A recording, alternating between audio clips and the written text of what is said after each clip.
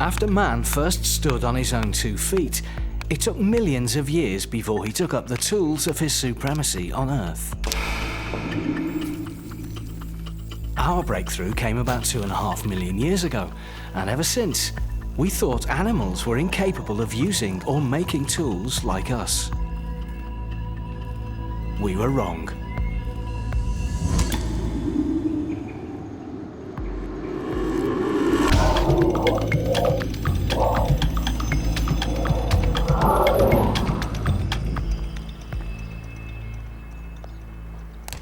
What do animals use tools for? And how do you define a tool? Is it merely an object detached from their body, or could a tool be an extension of the body? Even a substance secreted by the body, and perish the thought, could another living organism be used as a tool?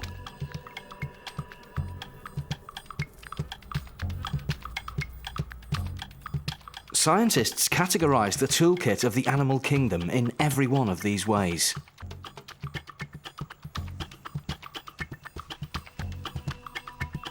Where some are born with the innate gift of using a tool, others are copycats, and a few use high intelligence to make tools for themselves. The survival of the species was forged in the long process we call evolution. Over millions of years, creatures evolved unique ways to adapt to climate change, new environments, and new predators. Some were blessed with special organs designed to give them a fighting chance.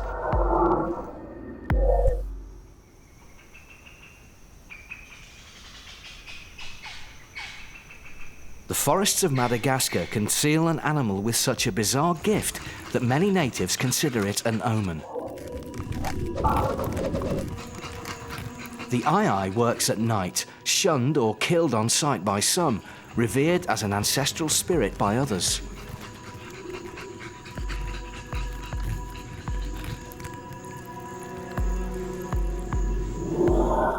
In actual fact, the eye is a kind of lemur that evolution blessed with a bony third finger that it uses to cast about for what it loves best: coconuts and larvae. E.T., eat your heart out. The eye's special tool can be twisted in any direction thanks to a ball and socket joint in each of its hands. It's perfectly adapted to the task.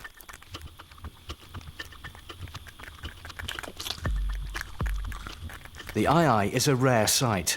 Like many animals in Madagascar, it's been hunted to the brink of extinction. Tapping the bark and listening, it divines the location of larvae inside a tree.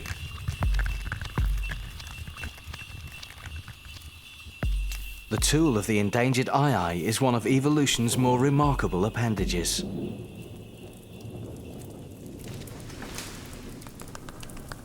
Evolution spins quite a different yarn with the bodily functions of insects in the tropics of Australia. The web spinner lives in a protective chamber of pure silk, constructed beneath stones and among moss and litter on the ground. The tools on display here are the creature's front legs, which excrete silk from glands.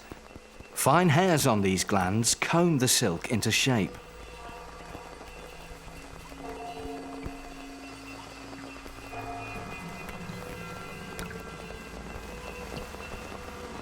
The plasterer and his trowel find suitable expression in the rainforests of Australia.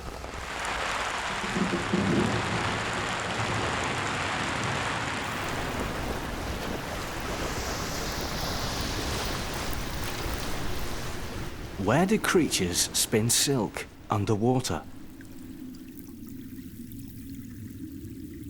And how does silk become a tool itself in nature's seemingly infinite arsenal of survival?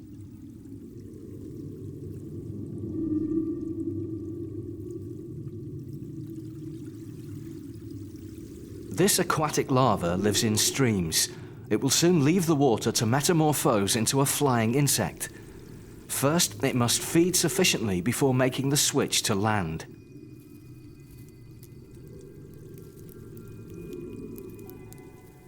To do so, it weaves a net from its own silk, this time not for protection, but hunting. Plant stems provide perfect pillars to support this intricate structure.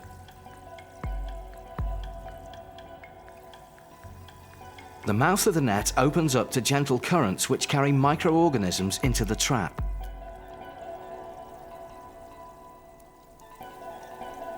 Trawling in this way for nutrients ensures the larva will soon spread its wings on dry land as a caddisfly. Such external tools, those detached from an animal's body, encompass living beings. Clownfish use poisonous sea anemones as shields. They hide behind these tentacles, immune to the poison and protected from predators. But this is not selfish exploitation of another life. The anemone feeds off the clownfish's waste, so they share a mutual dependence on one another.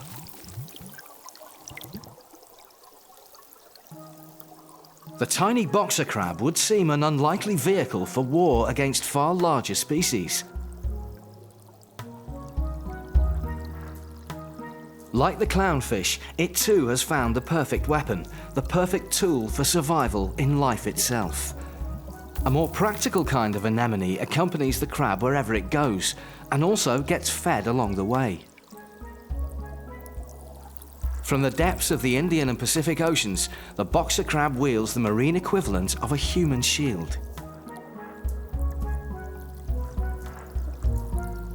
It's easily provoked.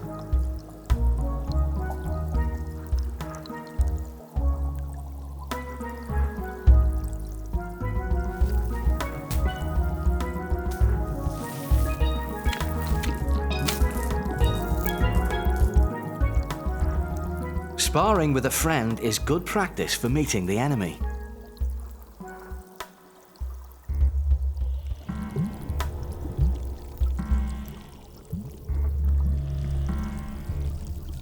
Now, will the boxer crab retreat in keeping with its size?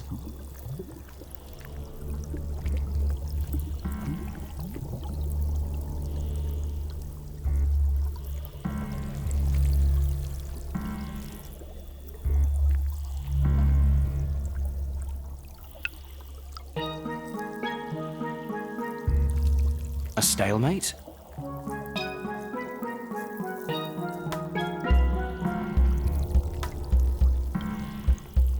Not a bit.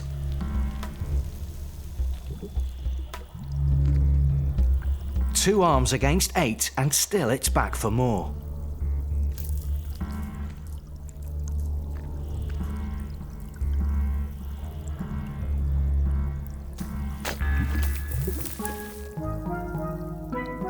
Size isn't everything when you choose the right weapon. Likewise, on land, the smallest creatures can have a big impact on the environment, especially when they work together. Cooperation and strength in numbers assume epic proportions among the green ants of Australia. But their secret does not merely lie in their slave-like devotion to labour. They too rely on a living tool.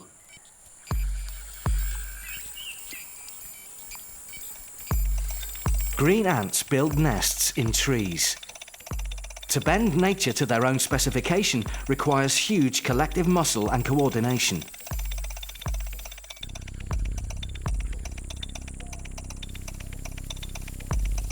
But how will the nest keep its shape?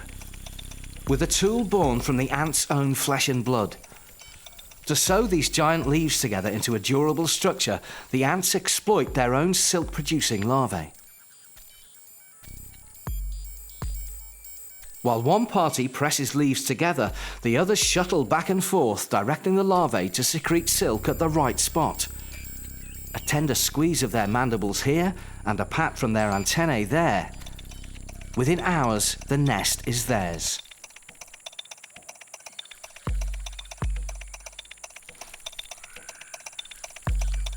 The living tools animals use extend far beyond the insect world and can touch a raw nerve in every one of us.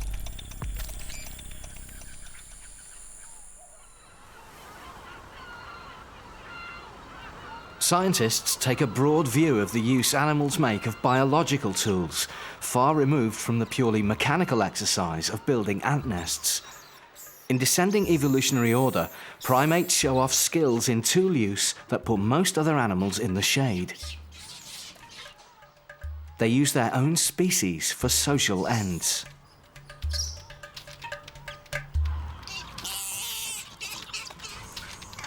The Rock of Gibraltar is home to an old colony of Barbary macaques.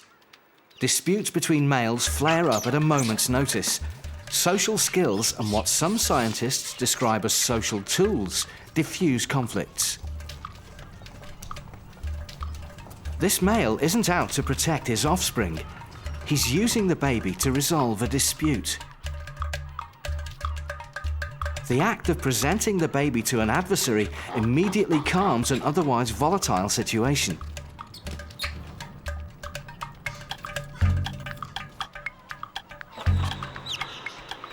The young instill peace, on the surface at least.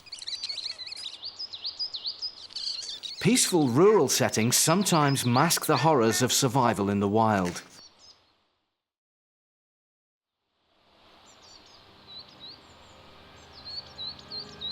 Expect no social graces from whatever animal did this.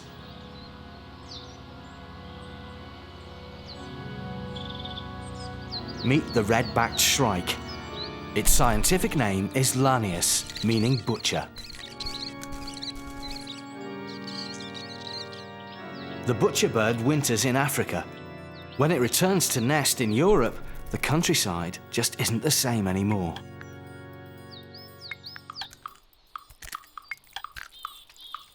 Like many birds, its appetite for rodents and insects is huge, and there are young mouths to feed too.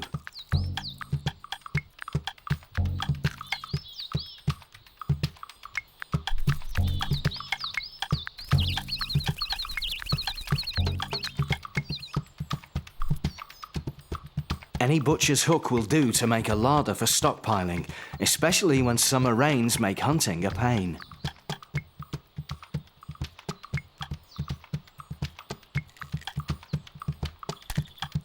Impaling rodents, dead or alive, on thorns or barbed wire serves a second most practical purpose. Spikes help tear prey apart and get to the very best morsels. And the butcher bird is very picky.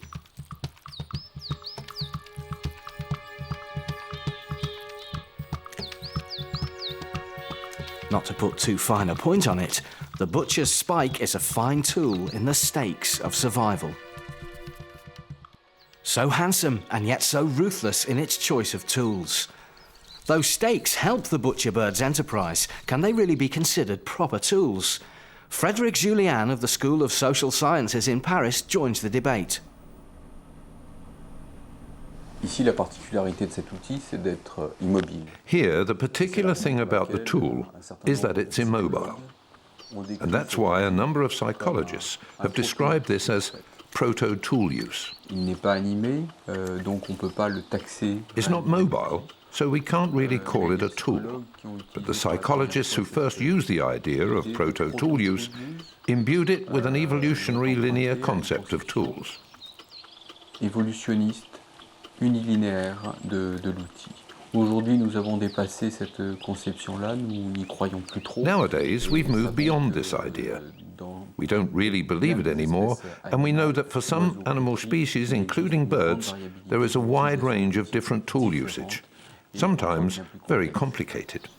If the butcher bird scores no points for not using mobile technology, you might expect superior birds of prey to fare much better, both in captivity and in the wild.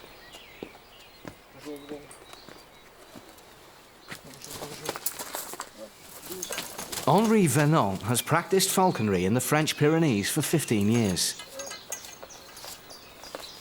One of his star performers is an Egyptian vulture.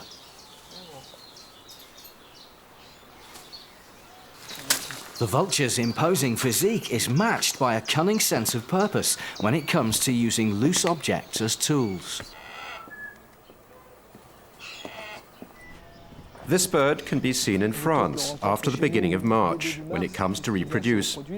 It leaves at the end of September and flies to Africa for the winter.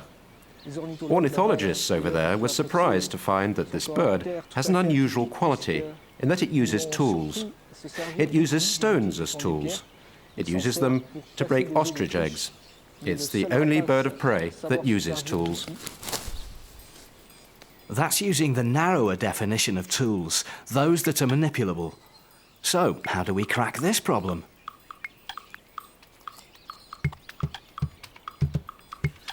Easy.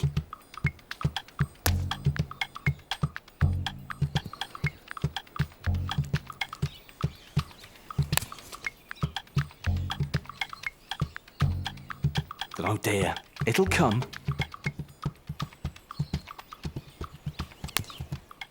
This one was born here in captivity at Donjon des Aigles more than 7 years ago, and we've been able to observe its behavior naturally, instinctively, when we gave it an ostrich egg or an imitation egg. The bird got to work straight away. We didn't need to teach it. It's an innate characteristic in the bird, which it reproduces just as its relatives do in the wild.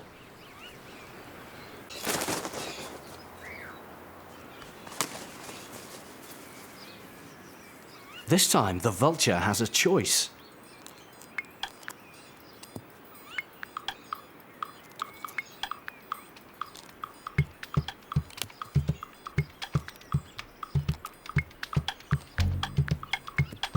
The vulture hammers home the point that only one stone fits the task, and it displaces itself to find the magic bullet.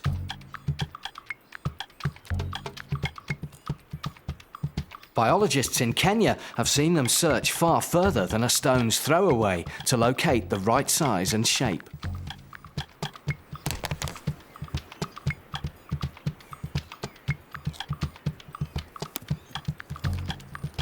But their sense of discrimination doesn't end here. This is the Egyptian vulture that you just saw using tools to break ostrich eggs. This innate behavior isn't used on all eggs because we've seen that with hen's eggs, it can use a different technique. It works out whether it needs a tool or not, and how it's going to use it. So I'm going to put a hen's egg down, and you'll see the difference in size.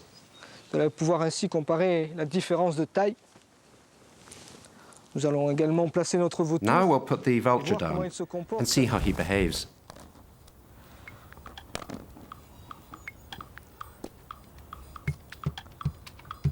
Stone throwing is an innate behavior, something that's acquired through evolution. And yet the vulture judges wisely not to take a sledgehammer to a hen's egg.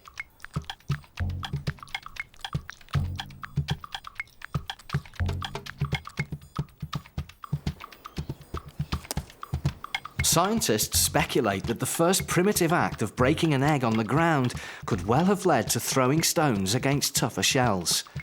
That begs the question whether the use of tools by animals involves actual brain power and rational thought, as we might like to believe.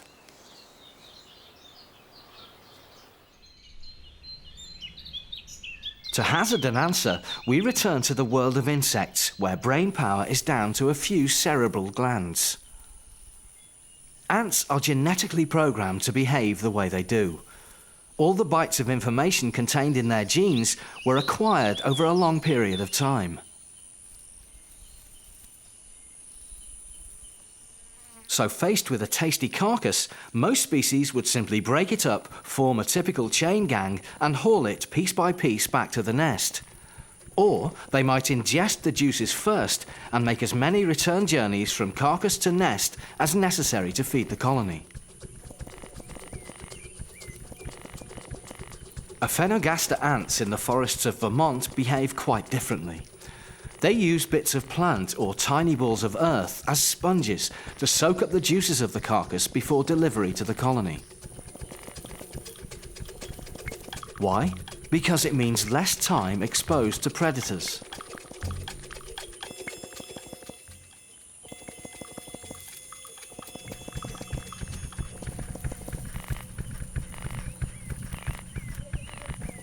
While the ants entrust nature's tools to do the job for them, they themselves scarper.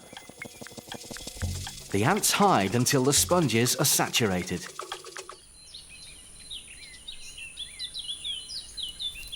It's not just the larger predators they fear, but other warring ants, so the less time spent on the job, the better.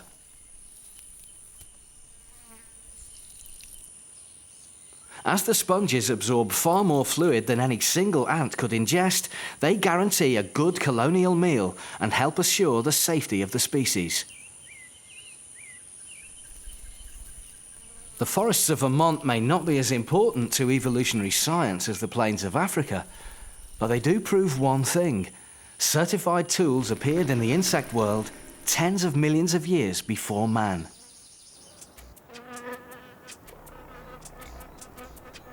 Among insects, even an intimidating wasp must use innate ingenuity to protect itself and its offspring. Unlike social wasps that live in swarms, the Amphiphilia wasp digs a solitary nest in loose, sandy ground. Its burrow extends only a few centimeters below the surface. Before laying an egg in a chamber at the bottom, the wasp must find a caterpillar to feed its future larvae. That means leaving the nest unattended and risking intrusions while it's away. The entrance must be carefully concealed.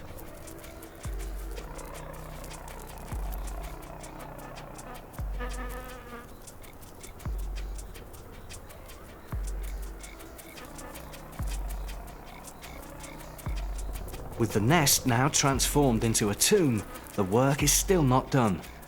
The wasp rakes slight sand over the top, a perfectionist down to the last grain.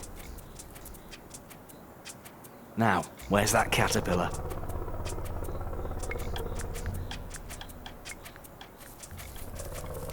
That'll do.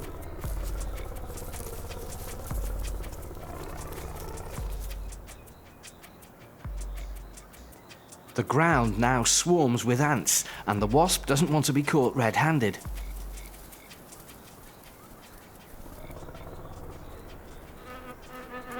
The meticulous work of concealment could prove the wasp's undoing. Ants are quick to mobilize when food signals are sent out.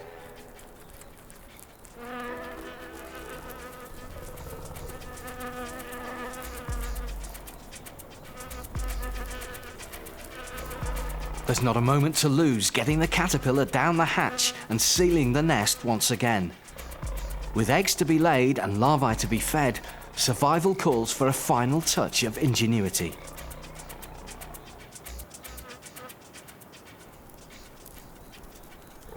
To make the burrow completely burglar-proof, some wasps take security to an even higher level. After blocking off the entrance, it casts about for a useful tool to finish off the job. A wood shaving or bit of gravel comes in handy to flatten down the surface, so any passerby would walk right over without batting so much as a mandible.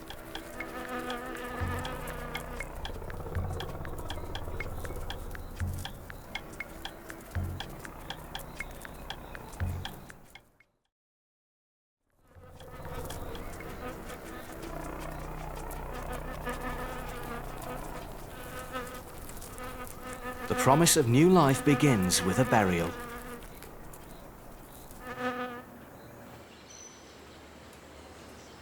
If some insects are born to the art of tool use, what if your birthright denies you any such advantage? The solitary heron must fend for itself. Its chief asset is patience, but even so, a day out fishing turns into an exercise of hit and miss. Too many misses. Now, watch this.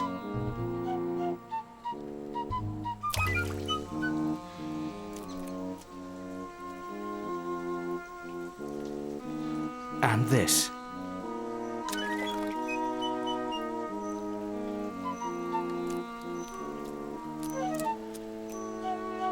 The striated heron on the Caribbean island of Trinidad has reduced the odds against to virtually nil. Looks fishy? You bet. Nothing is left to chance, because that one heron came up with a system. And it all began at this tourist centre, where ducks live in semi-captivity alongside the odd visiting wild heron. The ducks are fed a mixture of bread and cereal, a ritual the heron tired of seeing every morning, perhaps because he noticed those elusive fish also enjoying a free breakfast.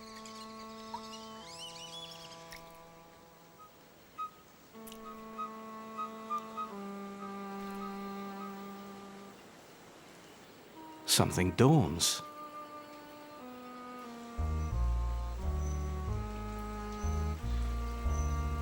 But what?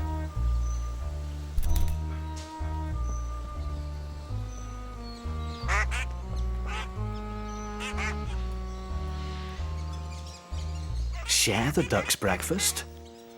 That would be too easy and far less rewarding than a more cunning plan.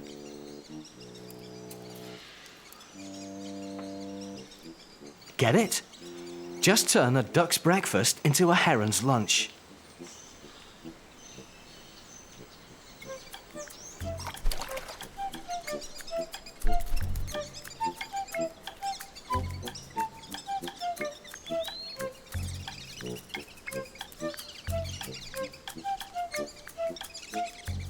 It works a treat.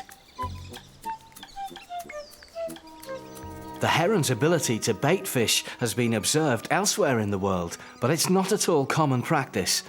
Though who knows, one day it may pass this ruse on to others in its species.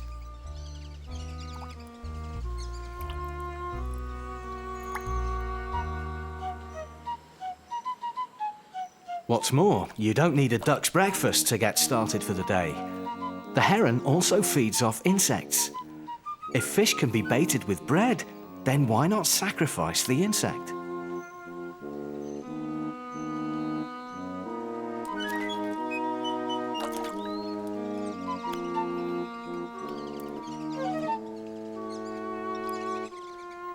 Another well-calculated and intelligent move.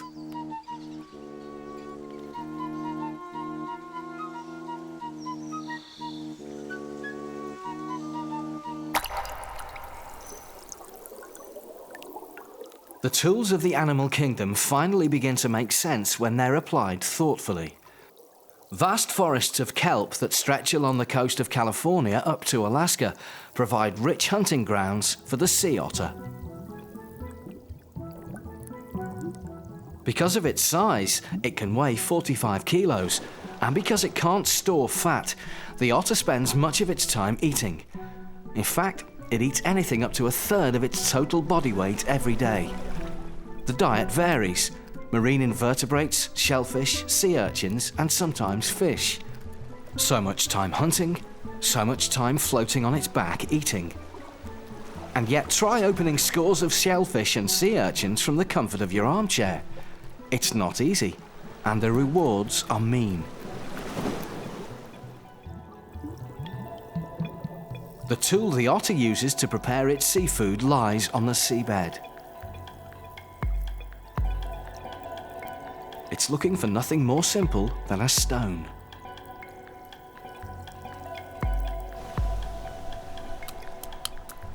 The stone serves as an anvil, strategically positioned on its chest to take the full impact of the shell.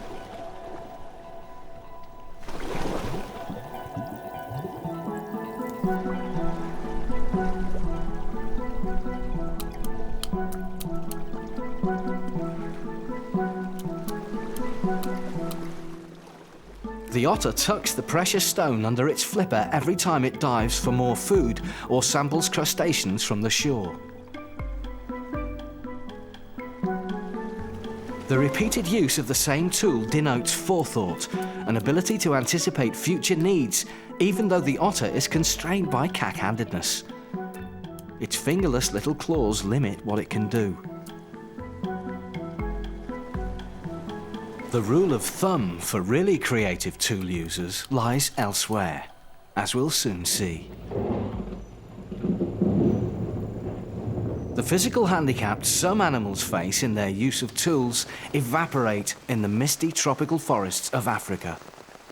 Here, primates are endowed with a trusty old opposable thumb that allows them to grasp objects firmly.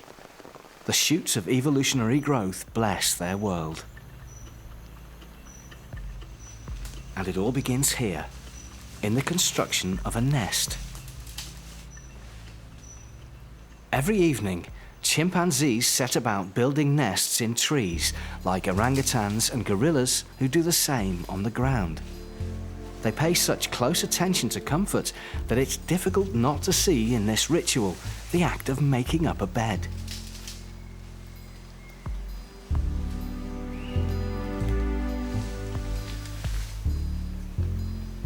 It's all down to the right selection of branches, those that don't rudely spring back when the occupants slip into dreamland.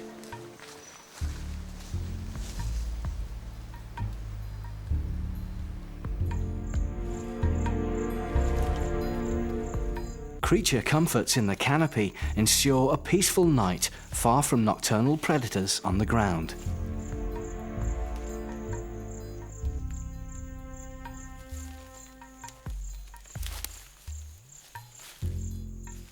Look at those creative hands at work. But there's symbolic importance here too. The chimps aren't just manipulating objects. The nest, according to some primatologists, was their original tool, the first primitive act that led great apes to greater thoughts, greater ideas, greater physical achievements. It was a crucial event in their evolution, and ultimately in the evolution of man.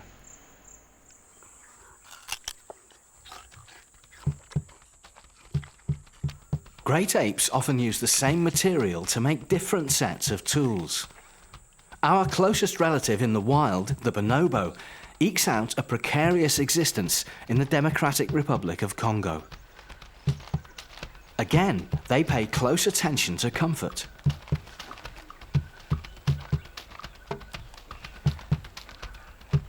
Leaves become mattresses to insulate against the damp and protect against insects.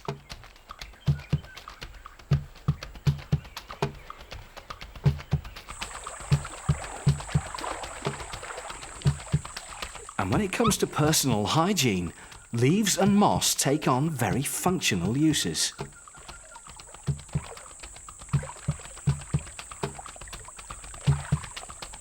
Bathroom habits performed with choice accessories.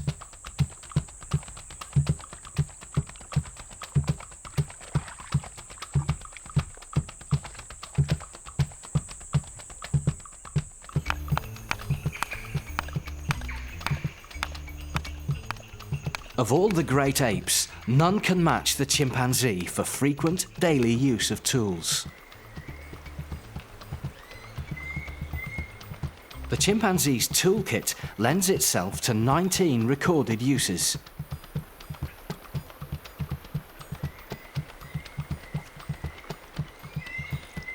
Chimps are the jack of all trades.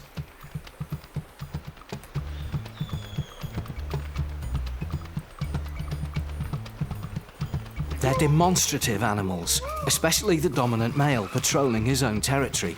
He must be seen to be in charge. He wields a stick like a policeman's baton as a deterrent and often to intimidate others and command respect.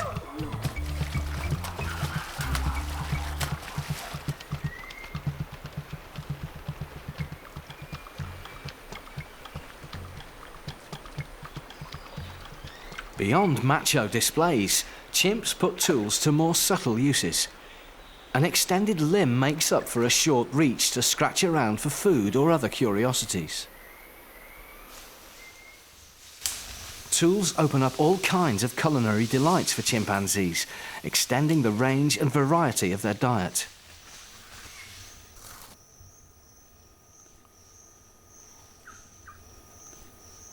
In Tanzania's Mahale National Park, a group has learned to use twigs to lure ants out of holes.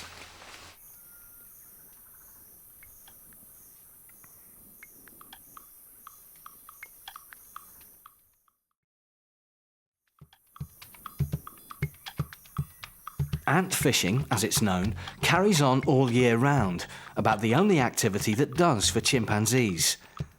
And a twig saves them from being bitten by the ant itself.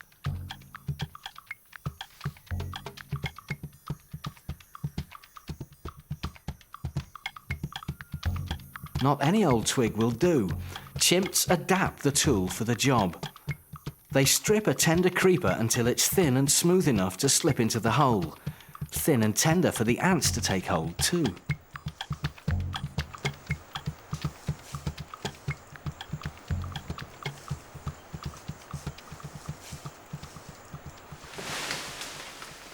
Not all chimps practice the technique of ant fishing.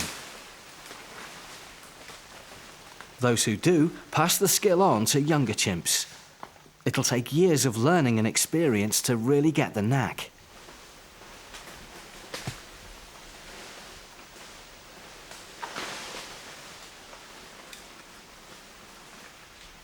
Not all chimps are equal, and some are certainly less equal than others.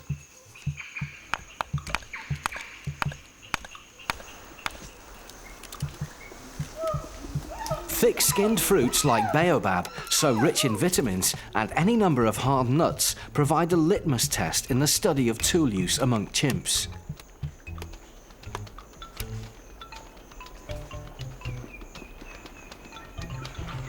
For many, getting to the fruit is a question of trial and error.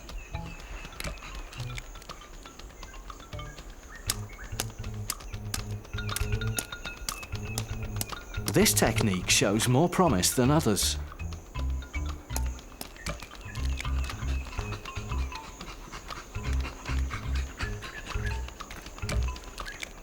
What is the solution?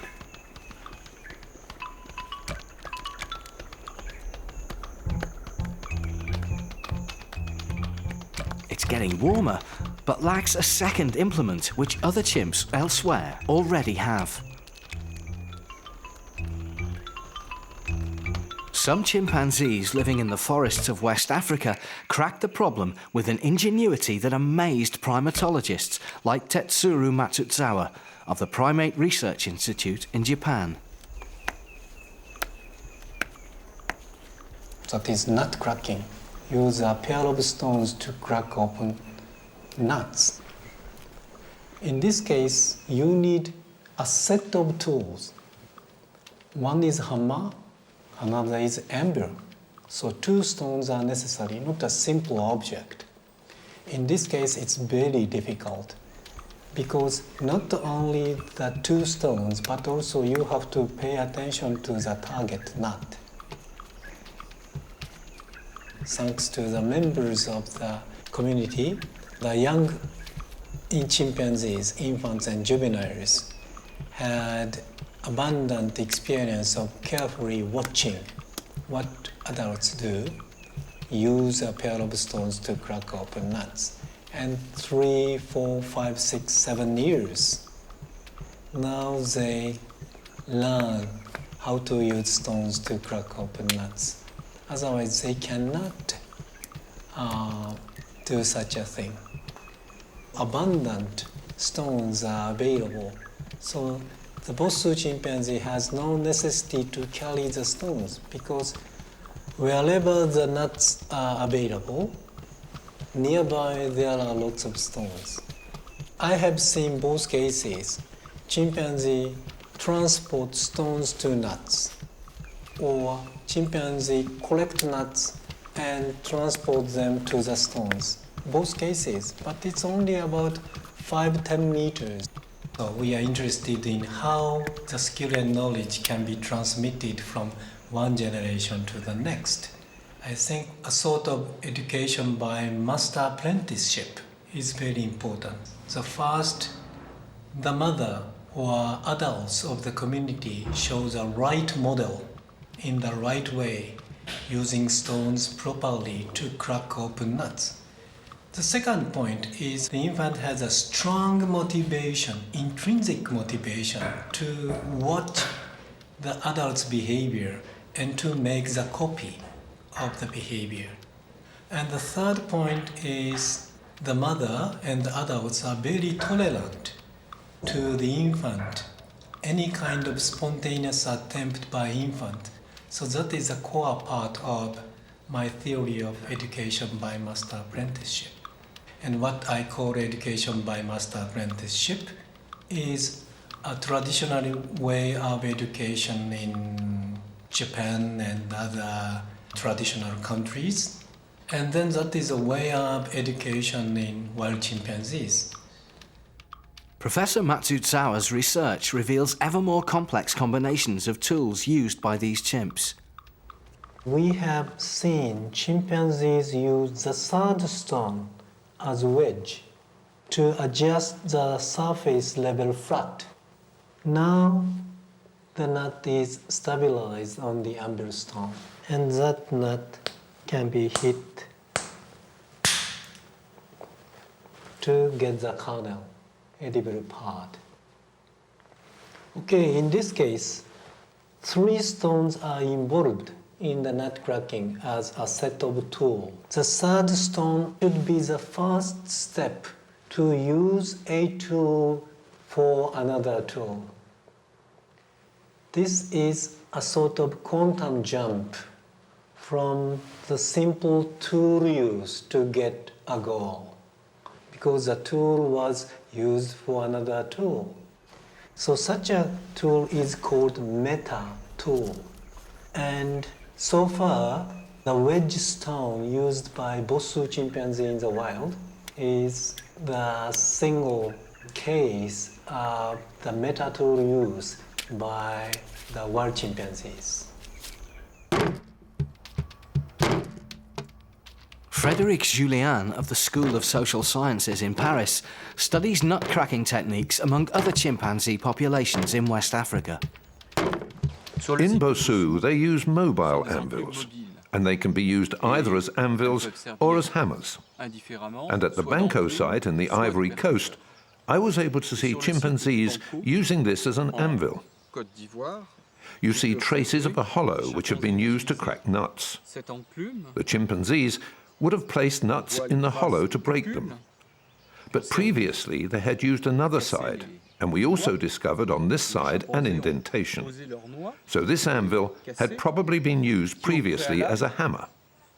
This is what the chimpanzees did. They used this part as a hammer. On a découvert sur l'autre face une cupule d'utilisation. Et donc, cette enclume avait au préalable servi probablement de percuteur, et les chimpanzés s'en étaient servis de percuteurs. So tools have multiple uses, depending on who's using them and where. Let's imagine that we find a particular tool in a prehistoric site. Well, that's exactly what happened to Mary Leahy, a well-known prehistorian in the 1960s, who discovered tools like this one in the Olduvai Gorge and dated it back 1,700,000 years ago. 1.8 million years on the site of DK1. The tools were made either by Australopithecus or by Homo habilis. We're not exactly sure. In any case, one of man's ancestors. In fact, this instrument, which is identical, was discovered among chimpanzees in West Africa in the year 2000 during a dig that I was organizing. The analogy is amazing. D'Afrique de l'Ouest dans les années 2000, lors de prospection et d'études que j'ai pu mener. L'analogie est totale. Les outils sont identiques entre ceux de 2 millions d'années et ceux d'aujourd'hui des chimpanzés. Ce qui veut dire que These tools are identical, one from 2 million years ago and the other from modern chimpanzee tools. This means that humans, who were always thought to be uniquely hunters and gatherers, were also consuming fruits and nuts. And what we just found out recently, based on observations made in South Africa, is that they seem to use tools made from bone to open up termite hills and extract termites, in the same way as chimpanzees were doing. This is one of the reasons why, about 20 years ago, I became interested in primates in order to interpret the first human tools, the first behavior of ancient humans.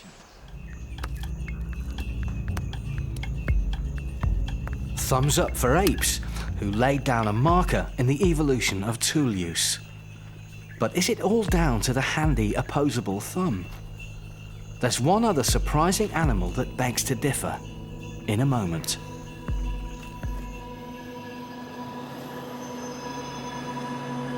Where on earth do we find an animal capable of making tools without hands?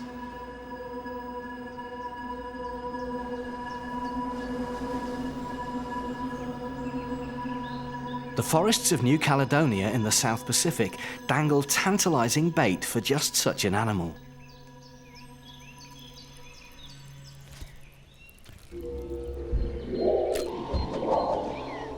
The old crow, so often maligned by humans, is gifted with uncommon intelligence. Once again, a fat larva, favoured by so many animals, must stay well out of sight if it wants a second life. The cold, damp interior of hollow trees deter most predators, but not the crow.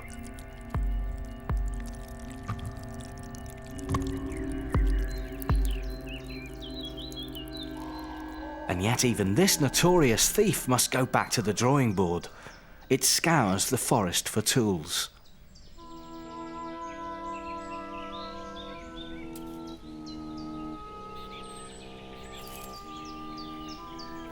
There are plenty at its beck and call.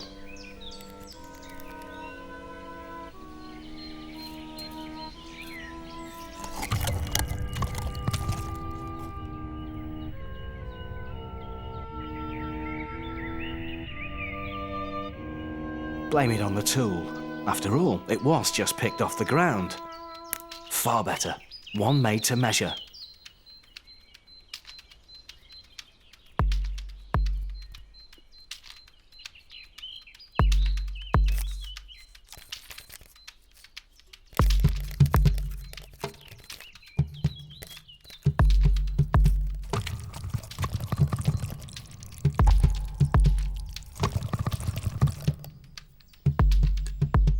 There we go. Simple.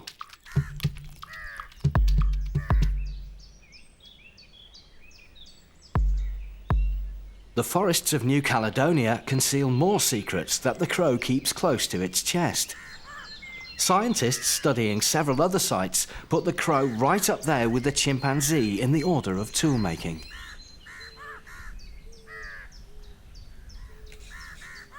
The pandanus plant, with its long, spiky leaves, makes an excellent utensil for probing larvae in fallen trees.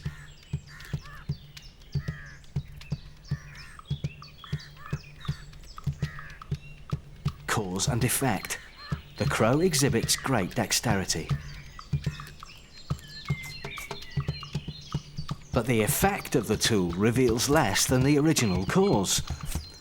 Far from randomly stripping the pandanus, the crow proves to be a precision toolmaker. Incisions along the veins of the leaf ensure the length is correct and that one side is serrated.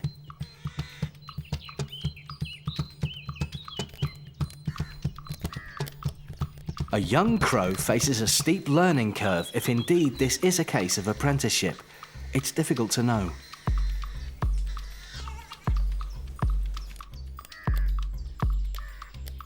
Either way, today it's eager to give it a go.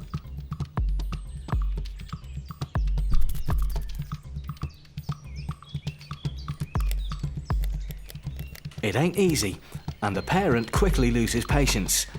But practice makes perfect, and in time the youngster will no doubt learn how to use the tool and how to make it. Now comes craftsmanship on a level never observed elsewhere in the animal kingdom.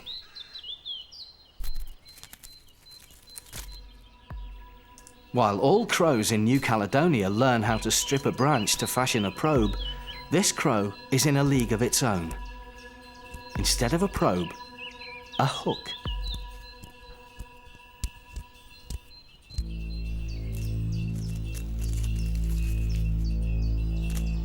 A quick round of tests and back to the workbench. Not even primates get this far. The crow remains the only animal we know of on the planet that can manufacture such a sophisticated tool. Surely it now deserves respect for hooking our attention on a talent for tool making that mirrors our own. And each to his own. Animals bend nature to their unique specifications. They who use tools transform the world around them. They influence those around them. And they use tools to transform themselves. Such has been our own experience for 2.5 million years.